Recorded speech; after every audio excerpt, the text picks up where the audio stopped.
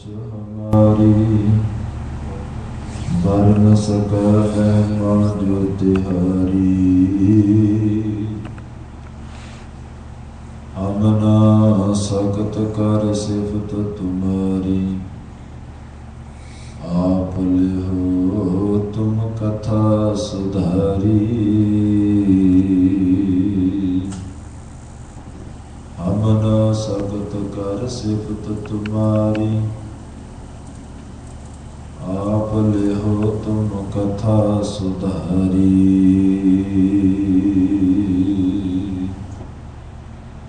वाहिगुरु साहब जी।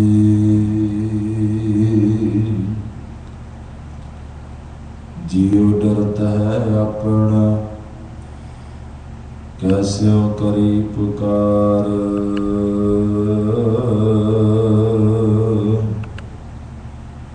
दुख विसारण सेविया, सदा सदा दातार। साहिब मेरा नीत नवा, सदा सदा दातार।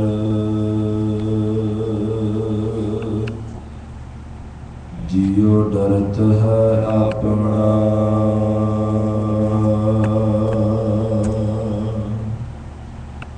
वाहिगुरु जी का खालसा, वाहिगुरु जी की फतेह। सतगुਰਾਂ ਦੀ ਸਾਜੀ ਨਿਵਾਜੀ परम ਸਨਮਾਨਯੋਗ गुरु सवारी गुरु प्यारे खालसा साध संगत जीओ। पतत पावन भगत वत्सल गरीब नवाज, दो जहान वाली चवर शतर तख्त दे मालिक सतगुरु श्री गुरु ग्रंथ साहिब महाराज जी की अत्यंत बख्शिश रहमत का सदका अमृत वेले दे पावन सुंदर दरबार सजे ने। सतगुਰਾਂ की कृपा के नाल अमृतमई बाणियां दे नितनेम आसा जी की वार दे कीर्तन सरवण करके लाहा प्राप्त किया है।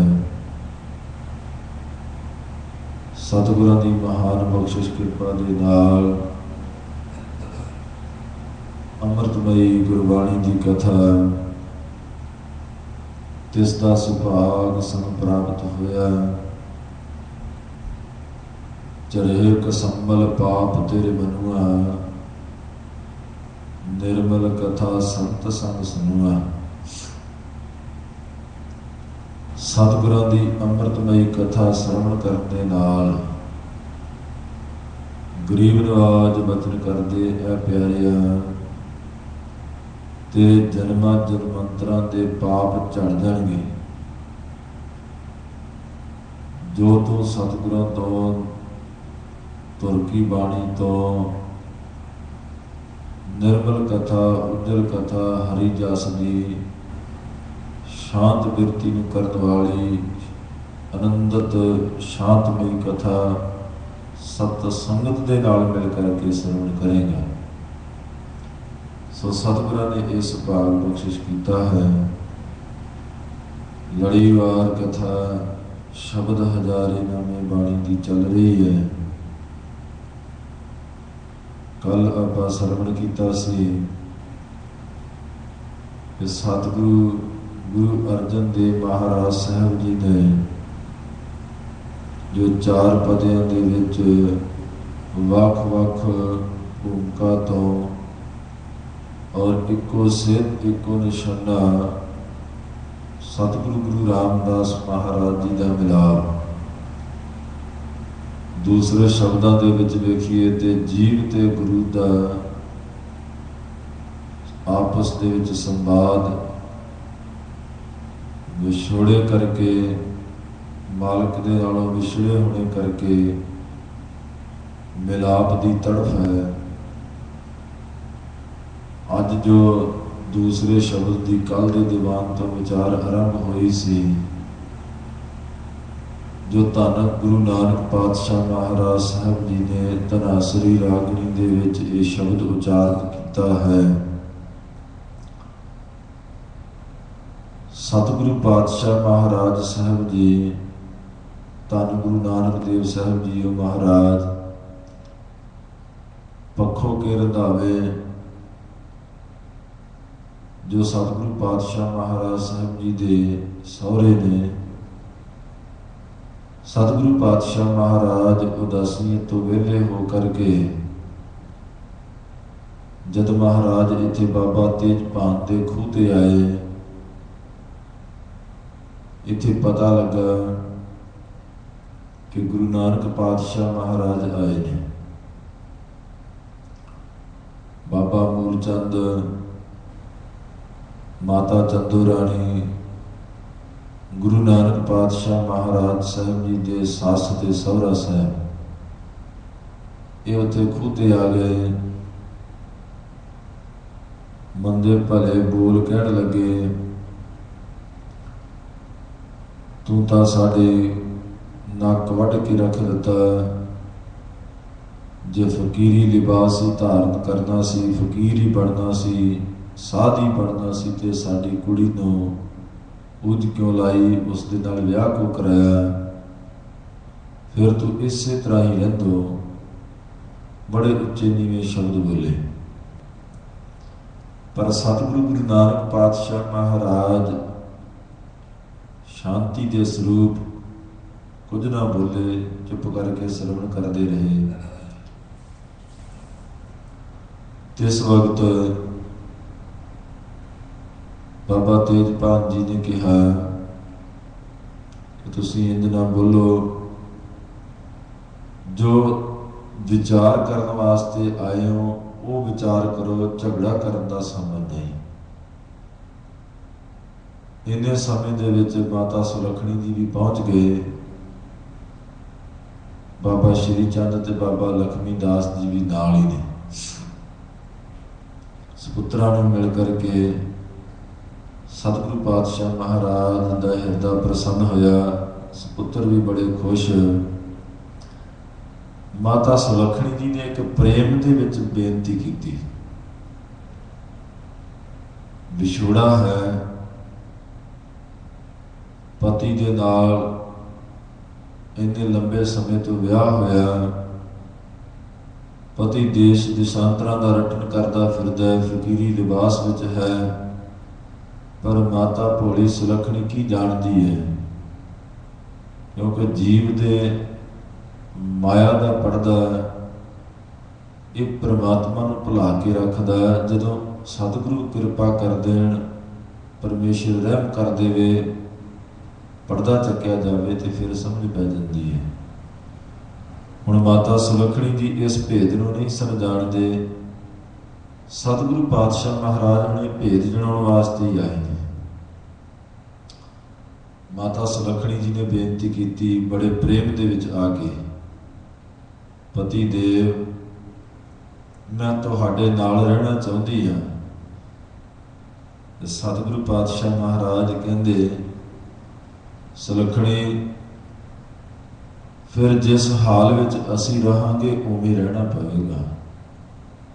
हाँ पति जी, सत बचन, मैं बच्चियां नूं नाल लै करके तुहाडे कोल रहांगी, जिथे तुसीं रहोगे उत्थे मैं रहांगी, जो तुसीं खाओगे उही मैं खावांगी, जिस हाल विच तुसीं रहोगे उस हाल विच मैं रहांगी।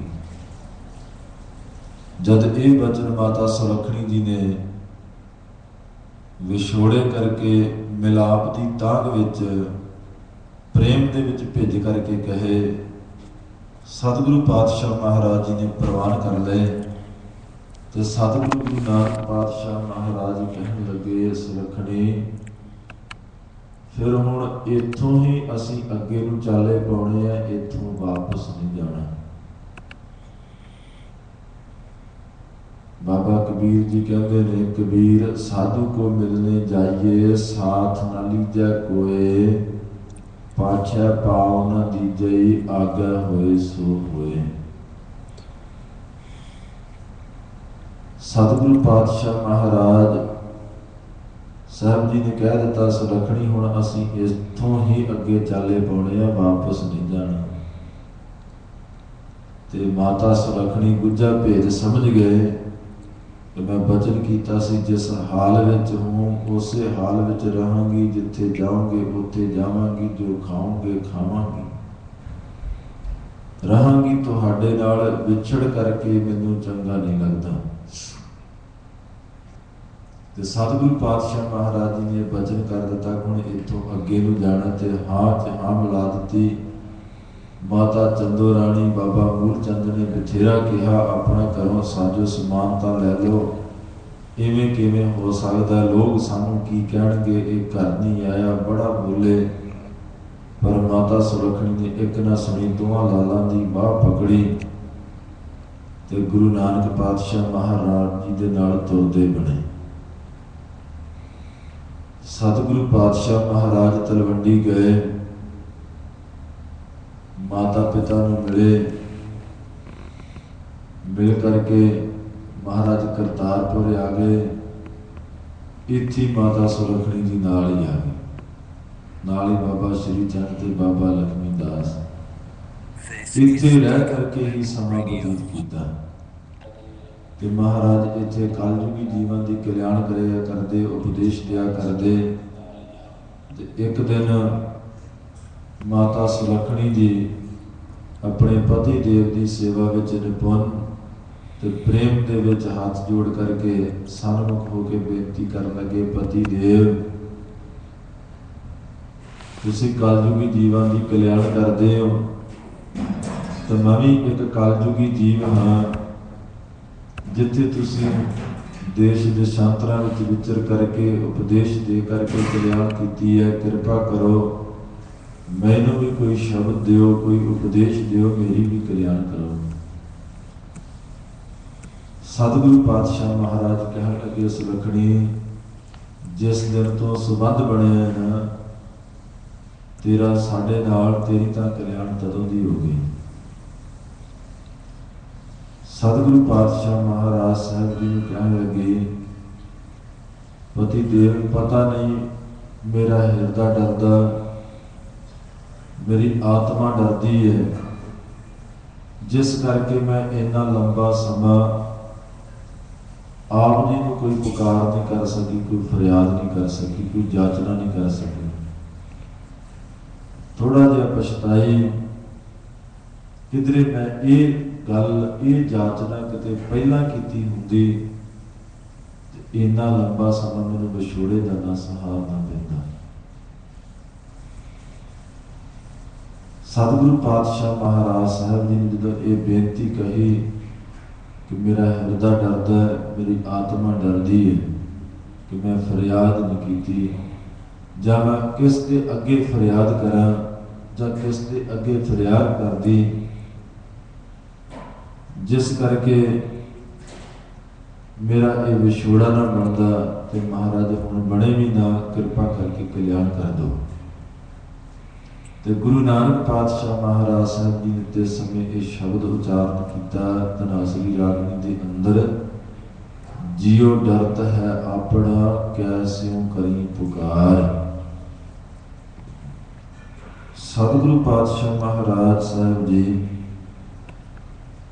ਇੱਕ ਬਚਨ ਕਰਦੇ ਨੇ, ਸੁਣ ਸੁਣ ਮੇਰੀ ਕਾਮਣੀ ਪਾਰ ਉਤਾਰਾ ਹੋਈ। ਇਹ ਮੇਰੀ ਕਾਮਣੀ, ਮੇਰੀ ਧਰਮ ਸਪਤਨੀ ਸੁਲੱਖਣੀ, ਸੁਣ ਕੰਨ ਦੇ ਕੇ, ਤੇਰਾ ਪਾਰ ਉਤਾਰਾ ਹੋ ਜਾਵੇਗਾ, ਤੇਰੀ ਕਲਿਆਣ ਹੋ ਜਾਵੇਗੀ। ਜਦੋਂ ਮਨੁੱਖ ਨੂੰ ਇਸ ਗੱਲ ਦਾ ਪਤਾ ਲੱਗ ਜਾਵੇ ਨਾ ਕਿ ਜੀਉ ਡਰਤ ਹੈ ਆਪਣਾ, ਕੈਸਿਉ ਕਰੀ ਪੁਕਾਰ, ਕਿ ਮੇਰਾ ਹਿਰਦਾ ਡਰਦਾ ਹੈ, ਮੇਰੀ ਆਤਮਾ ਡਰਦੀ ਹੈ, ਇਸ ਨੂੰ ਡਰ ਹੁੰਦਾ ਹੈ ਕਿ ਮੈਂ ਕਿਸ ਦੇ ਅੱਗੇ ਫਰਿਆਦ ਕਰਾਂ, ਕਿਸ ਤਰੀਕੇ ਦੇ ਨਾਲ ਕਰਾਂ, ਕਿੰਨਾ ਸ਼ਬਦਾਂ ਵਿੱਚ ਕਰਾਂ। ਮੇਰੇ ਕੋਲੋਂ ਫਰਿਆਦ ਨਹੀਂ ਹੁੰਦੀ, ਮੇਰੇ ਕੋਲੋਂ ਬੇਨਤੀ ਨਹੀਂ ਹੁੰਦੀ। ਸਤਿਗੁਰਾਂ ਨੂੰ ਨਤਮਸਤਕ ਹੋਣ ਆਈਏ ਤੇ ਸਾਨੂੰ ਕਈ ਤਰ੍ਹਾਂ ਦੇ ਭੈ ਅੰਦਰੇ ਅੰਦਰ ਡਰਾਉਂਦੇ ਨੇ, ਸਾਡੇ ਕੋਲੇ ਅਰਦਾਸ ਨਹੀਂ ਹੁੰਦੀ, ਉਹ ਸ਼ਬਦ ਹੀ ਨਹੀਂ ਆਉਂਦੇ ਜੋ ਬੇਨਤੀ ਵਿੱਚ ਹੋਣ ਤੇ ਪ੍ਰੇਮ ਚ ਭਿੱਜੇ ਹੋਣ, ਉਹ ਸ਼ਬਦ ਬਣਦੇ ਹੀ ਨਹੀਂ।